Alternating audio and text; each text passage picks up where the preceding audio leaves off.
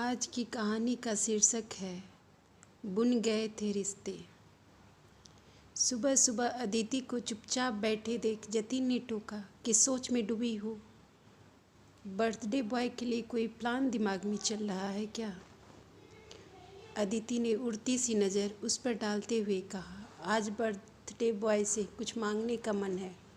नाराज ना हो तो कुछ कहूँ? एक नहीं 1000 कहो, बस उन बातों में जिज्जी नहीं होनी चाहिए। जतिन के लहजे में सख्त सा तलखी और ठंडापन भाप कर अदिति हैरान हो गई। कैसे जान गया जतिन कि वह तुलिका जीजी के बारे में ही बात करने वाली है? क्या तुम उन्हें कभी माफ़ नहीं करोगे? नहीं, कभी नहीं। और हाँ, तैयार हो जाओ, आज तुम्हें मम्मी के यहाँ छोड़ना है।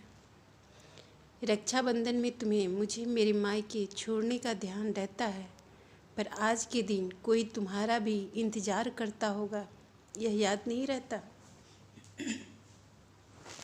ओफो, फिर वही बात। मैंने तुमसे कितनी बार कहा है कि इस घर में जिज्जी का प्रवेश और जिक्र वर्जित है। उनसे जुड़ी हमारी संवेदनाएं कब की मर चुकी है। तुम्हें यह समझ में क्यों नहीं आता? सालों हो गए, न कभी माँ ने न पिताजी ने उनकी कोई बात की, फिर तुम क्यों इस नियम को तोड़ रही हो? तो क्या विरासत में मिले इसी नियम का पालन हमेशा किया जाएगा? हमारे बच्चे अपनी बुआ के विषय में पूछेंगे तो क्या उन्हें भी इस नियम का वास्ता दिया जाएगा? बोल देना उनकी बुआ मर। जतिन, प्लीज़ चुप हो जाओ। अदिति के विचलित स्वर पर उसने खुद पर नियंत्रण किया। उसकी गर्भावस्था का ध्यान करके वह मौन हो गया और अपने कमरे में चला आया। खीज हो आई थी क्यों कर उसका बर्थडे रक्षाबंधन के दिन पर गया। जीजी के प्रति नफरत सालों से खाद पानी पाकर अपनी जड़ें मजबूती से मन में जमा चुकी थी। उसे उखाड़ फेंकने के लिए आत्मबल वह कहाँ से लाए? विवाह के बाद ही उसने बड़ी बहन से जुड़े अवांछित प्रश्न संग अदिति से साझा करते हुए समझा दिया था कि तुलिका जीजी का इस घर में कोई अस्तित्व नहीं है। उनका जिक्र करके वह पिताजी के जख्मों को कुरेदने का प्रयास न करे। पर जब से पिताजी इस दुनिया से गए हैं, अदिति गाहे बगाहे जीजी को इस घर से जोड़ने का मौका ढूंढती रहती है। वह क्या जाने इस अतीत की भयानकता को जिसे उसने और उसके माता पिता ने भोगा है। आज न चाहते हुए भी अतीत के पन्ने एक एक करके फिर खुलने लगे। कितना चाहा कि इन पन्नों को फाड़ कर फेंक दे, पर जो पन्ने क्षोभ, गुस्से और बदले की मजबूत गोंद से ऐसे जुड़े हैं, वो भला फटे कैसे? अतीत के पन्ने आंखों के सामने फरफराने लगे थे। उसमें और जिज्जी की उम्र में लगभग 11-12 साल का अंतर था। माँ पिताजी के साथ तुलिका जीजी से भी खूब दुलार मिला। जिज्जी की बैंक में नौकरी लगे 2 साल हो गए थे। पिताजी ने जिज्जी के लिए एक लड़का ढूंढा। जब उनसे रजामंदी मांगी गई तब उन्होंने अपने ऑफिस सहकर्मी से प्रेम हो जाने की बात बताई। विजातीय लड़के से जिज्जी का प्रेम होना पिताजी के लिए डूब मरने वाली बात थी। भारी विरोध हुआ। मान सम्मान के लिए पिताजी ने जिज्जी के सामने हाथ तक जोड़े। आखिरकार जिज्जी ने हार मान ली और पिताजी के पसंद के लड़के से शादी करने को राजी हो गई। बारात आ गई, जयमाल भी पड़ गया। फेरों का समय आया तो जिज्जी 2 फेरों के बाद ही जमीन पर बेहोश होकर गिर पड़ी। सब घबरा गए। पिताजी तो जिज्जी को गोद में उठाकर बचे हुए फेरे दिलाने के पक्ष में थे, पर दुल्हा नहीं माना। मुंह पर पानी के छींटे दिए गए। नीम बेहोशी में जब वह अकुल अकुल के टेर लगा बैठी तो माँ पिताजी की तो काटो तो खून नहीं वाली दशा हो गई। ये अकुल कौन है? दूल्हे के प्रश्न पर पिताजी को जैसे लकवा मार गया। कौन है भई ये अकुल? आसपास से सुबुगाहट आई तो पिताजी ने जिज्जी को थप्पड़ मारकर होश में लाने का प्रयास किया। अर्धमूर्छित अवस्था से चेतना की ओर आती जिज्जी एकाएक बिलक पड़ी। ये शादी नहीं करूँगी, अकुल मर जाएगा, मैं भी मर जाऊँगी। थकान से झूलती जिज्जी लंबी लंबी सांसें लेकर बरबराने लगी। बारात में आए लोगों के कान खड़े हुए। थोड़े से प्रश्नों पर पिताजी टूट गए। आंखों देखी मक्खी निगलने के लिए वर पक्ष के लोग तैयार नहीं हुए। रिश्तेदारों के सामने सच्चाई के खुलने से वह अपनी मिट्टी पलीद नहीं होना देना चाहते थे। सो सच्चाई छिपाने और शादी में हुए खर्चे के मुआवजे को लेकर बारात लौट गई।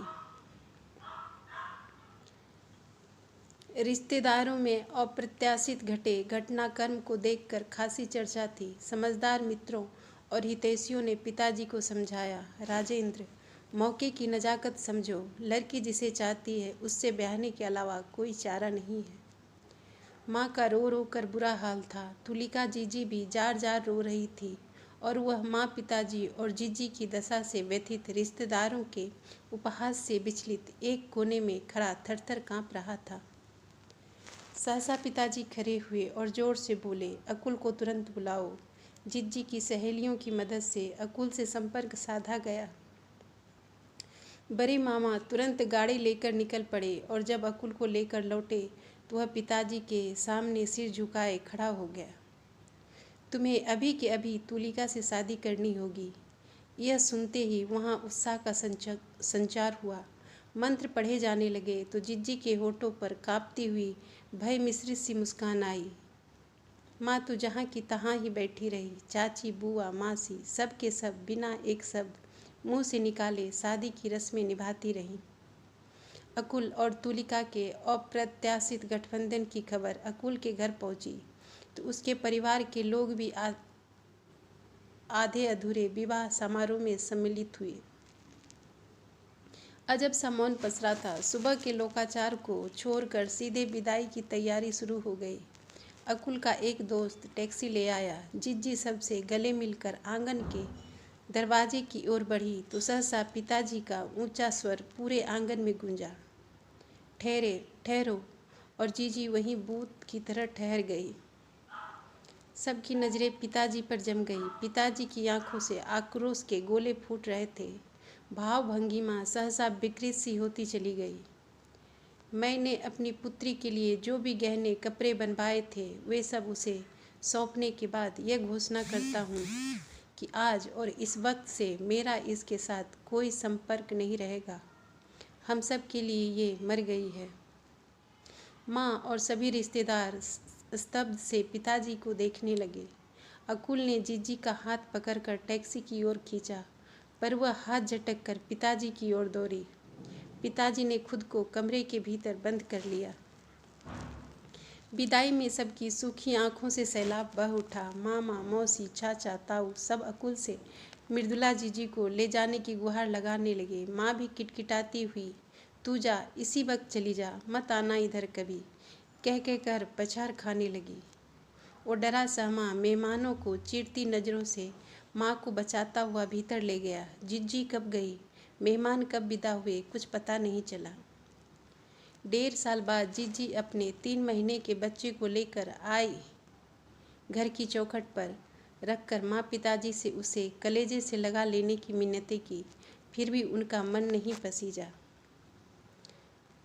फिर जीजी कभी नहीं आई। इस दर्द को सीने में दबाए माँ 3-4 सालों के भीतर ही चली गई। माँ से मिलने जीजी आई तो पिताजी ने फिर दुत्कारा और माँ के जाने की सारी भड़ास उस पर उतारी। पिताजी और माँ की दशा देखकर उसे भी जीजी से नफरत होती गई। वह युवा हो गया। पिताजी बीमार रहने लगे। ऐसे में गाहे बगाहे जीजी मिलने आती तो वह बाहर से ही उन्हें खदेड़ देता। धीरे धीरे जीजी ने अपनी नियति स्वीकार कर ली। वक्त सबसे बड़ा मरहम होता है और वक्त के साथ ही इस अवांछित प्रसंग की इबारतें धूमिल हुई। तकरीबन 15 साल बाद जिज्जी के ब्याह की कटु स्मृतियों को बिना खंगाले उसका अदिति के साथ धूमधाम से विवाह हुआ। पिताजी के मन की टीस हल्की पड़ी। विवाह के 1.5-2 साल के भीतर पिताजी भी चले गए। जब इतनी टूटन किसी ने देखी हो तो भला दोषी को क्षमा कर देने वाला दिल वह कहाँ से लाए। आज अदिति के लिए यह कहना आसान है कि जो बीत गया उसे बिसरा कर आगे बढ़ो, पर क्या ये इतना सहज है? जब माँ पिताजी बेटी को क्षमा न कर पाए तो वह उन्हें क्षमा करके उसकी नज़रों में क्यों गुनाहगार बने। उसे याद आया जब पिताजी नहीं रहे थे, तब जब जीजी आई तो अदिति उनके सामने ढाल सी खड़ी हो गई और बोली, पिताजी की कसम, उनके साथ चली गई। आप एक बेटी का अधिकार नहीं छीन सकते। वह मौके की नज़ाकत देखकर चुप रहा।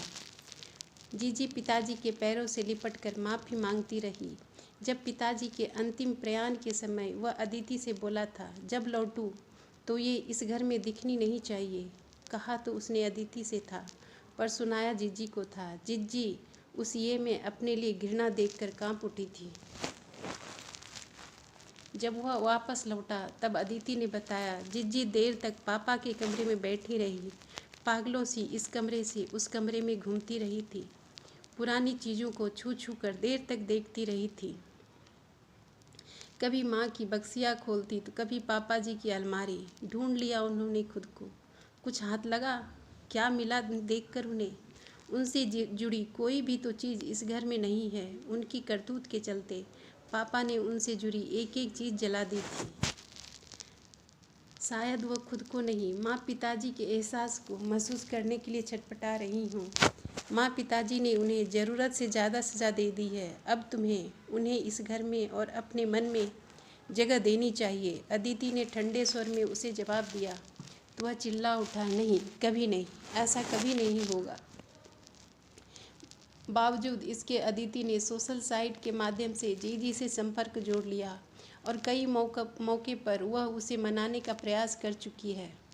आज रक्षाबंधन है, भला ये मौका वह कैसे जाने देती। अच्छा उठो, अब देखो तुम्हारे लिए क्या लाई हूँ।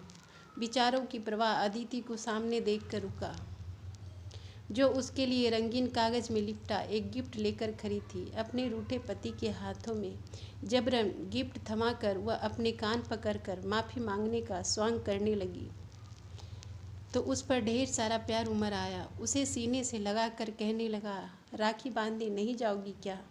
नहीं, आज उत्तम और अभिजीत यहाँ आ रहे हैं, रक्षाबंधन यही मनाएंगे और तुम्हारा बर्थडे भी। वह बोली तो जतिन मुस्कुरा दिया।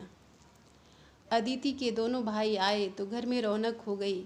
राखी बंधवाकर उन्होंने जतिन से केक कटवाया और जोश खरोश के साथ उसका बर्थडे सेलिब्रेट किया। सब चले गए तो अदिति ने कुछ फ़ोटो सोशल साइट पर डाल दी। कमेंट्स की बाढ़ सी आ गई। सहसा अदिति जतिन से चिरौरी सी करती हुई बोली, सुनो, तुम्हें कसम है, गुस्सा मत होना। तुलिका जीजी ने भी आज सुबह इंस्टाग्राम में कुछ पोस्ट किया है, एक बार उसे देख लो ना। अच्छा खासा दिन बीता है, क्यों उसे बिगाड़ रही हो? अपने बर्थडे में मेरी खुशी के लिए तुम इतना भी नहीं कर सकते? अदिति रूठ कर मोबाइल वहीं छोड़कर चली गई तो नाराज होने के बावजूद जतिन ने जाने किस भावना से वशीभूत होकर उसके मोबाइल को उठा लिया और जीजी के साथ खुद की बचपन की संयुक्त फ़ोटो देखकर चौंक गया। जीजी की गोद में नन्हा सा जतिन। यह फ़ोटो शायद जीजी की गोद में खुद की मौजूदगी की वजह से बच गई होगी। जीजी ने लंबी पोस्ट लिखी थी जिससे न चाहते हुए भी वह पढ़ता चला गया। एक बार, दो बार और फिर बार बार उस पोस्ट को पढ़ता, मानो कोई सवाल हो जिसे हल करने के प्रयास में बार बार पढ़ रहा हो। तस्वीर के नीचे लिखा था, मेरे छोटे भाई को जन्मदिन की ढेर सारी बधाइयाँ। जीजी ने अपनी इंस्टाग्राम स्टोरी में आगे लिखा था, उस दिन माँ के पेट में दर्द हुआ, पिताजी उन्हें अस्पताल ले गए। जब वह वापस आए तो पड़ोस वाली आंटी ने हंसकर पूछा, क्या हुआ? पिताजी बोले, लड़का, और घर के भीतर चले गए। कितने बुद्धू हुआ करते थे हम, जो अंत तक नहीं भांप पाते थे कि घर में नन्हा मेहमान आने वाला है।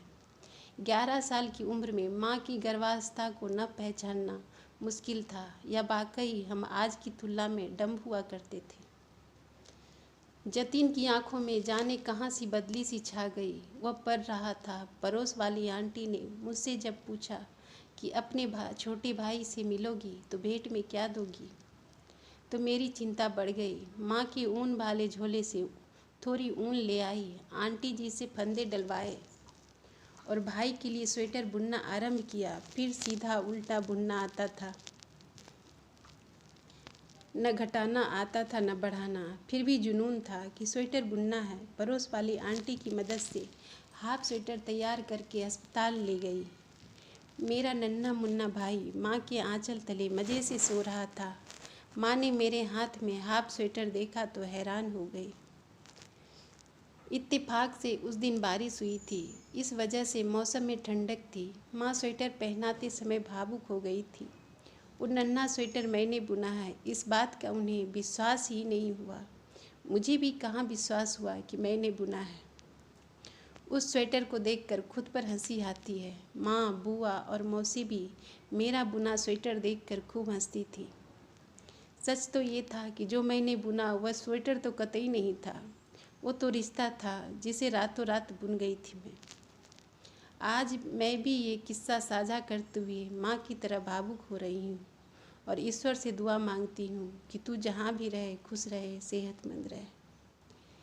उधर यादें बरस रही थी और इधर जतिन की आंखें जब रुलाई सिसकियों में बदल गई तो अदिति, जो शायद दरवाजे के पीछे से उसके हाव भाव का जायजा ले रही थी, वह दौड़ती चली आई। उसकी हालत देखकर वह भी रो पड़ी और बोली, बड़ा शुभ दिन है आज। भाई बहन के रिश्तों को दोबारा जन्म लेने दो। ये फोटो और स्वेटर जीजी मुझसे पूछ कर ले गई थी। कब? जिस दिन पापा नहीं रहे थे। जतिन अपनी भावुकता पर काबू पा चुका था। अदिति ने मोबाइल उसकी ओर बढ़ाते हुए कहा, ये लो, फ़ोन करो जीजी को, कह दो हम आ रहे हैं। वह अभी भी हिचक से भरा शून्य में ताक रहा था। लो ना, एक बार बात करके तो देखो। मुझसे नहीं होगा, जतिन ने कहा तो अदिति के चेहरे पर जली आशा की किरण बुझ गई। सीधे जाएंगे, रास्ते में रसमलाई ले लेना, जीजी को बहुत पसंद है। बाकी तो किसी की पसंद नापसंद का पता नहीं। अदिति से आंखें चुराते हुए जतिन ने सहसा बोला तो वह ओ जतीन, आई लव यू कहते हुए उससे लिपट गई और यह सोचकर खुद को तैयार करने लगी कि जब टूटी कलियां जुड़ेगी, मन में जमा बहुत कुछ पिघलेगा। ठंडे परे रिश्ते में ज्वार भाटे आएंगे, तब उसे ही सबको संभालना होगा।